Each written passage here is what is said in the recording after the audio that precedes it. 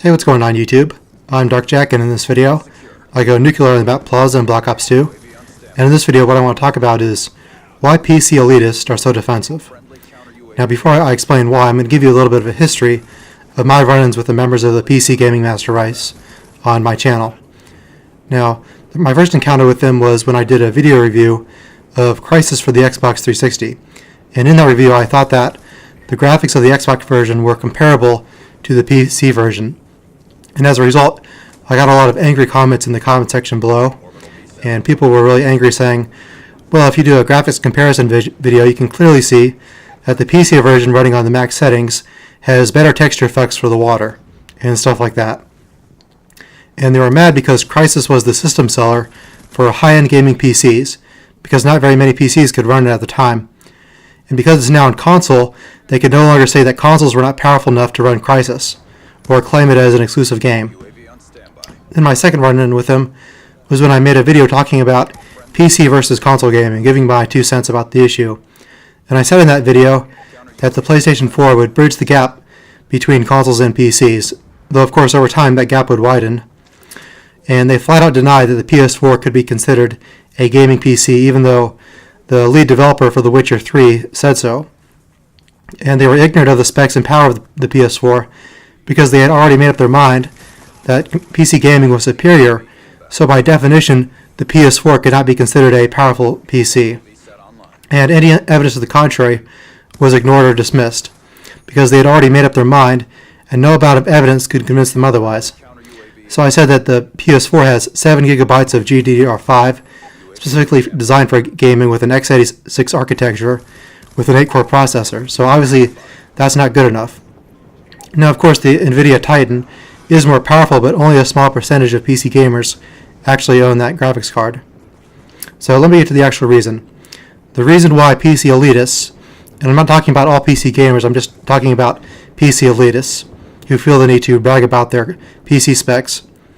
The reason why is because their identity as a gamer is defined by their hardware rather than by their individual skill or accomplishments as a gamer. Let me repeat that. Their identity as a gamer is defined by their hardware rather than by their individual skill or accomplishments. And that's why they're so defensive, because any perceived attack or challenge by consoles that would bring into question the superiority of PCs is an attack on their identity as a gamer. So that's why they constantly feel the need to defend PC hardware, because their identity is tied to that. Their identity as a gamer is defined by what they own rather than what they have done.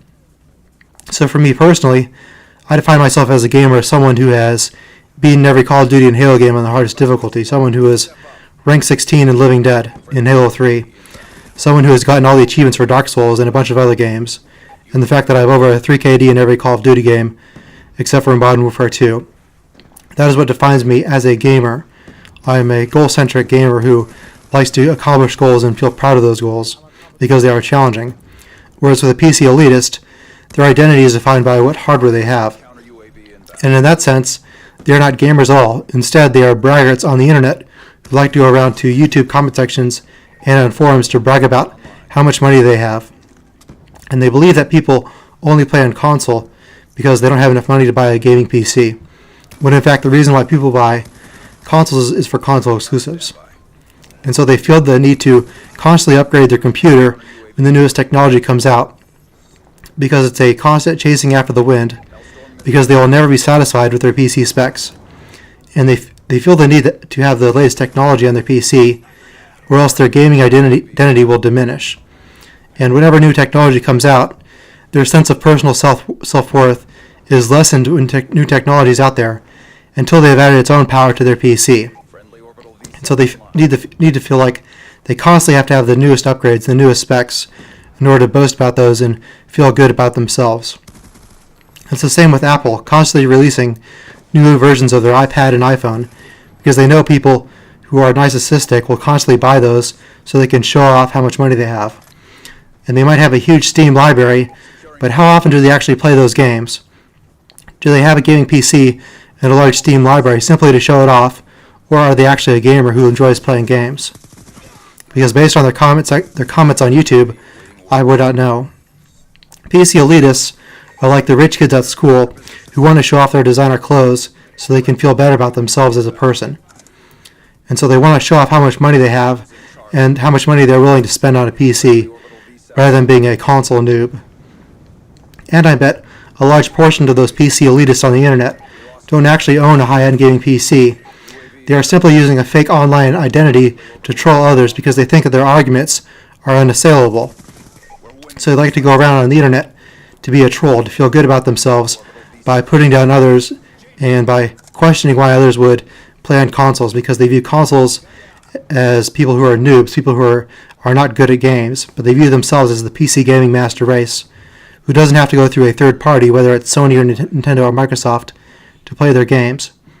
But actually they do have to go through Steam or Origin or Green Man Gaming or GOG. They do have to go through a third party in order to play their games. And also in PC gaming you're going to have to deal with lots of hackers, whereas on consoles hackers are almost non-existent except in really old games like COD 4 and World at War on console. And so that's my update to my 2 cents on PC versus console gaming. And feel free in the comment section below to disagree with me, though of course if you're rude I might block you. And I'll see you guys later.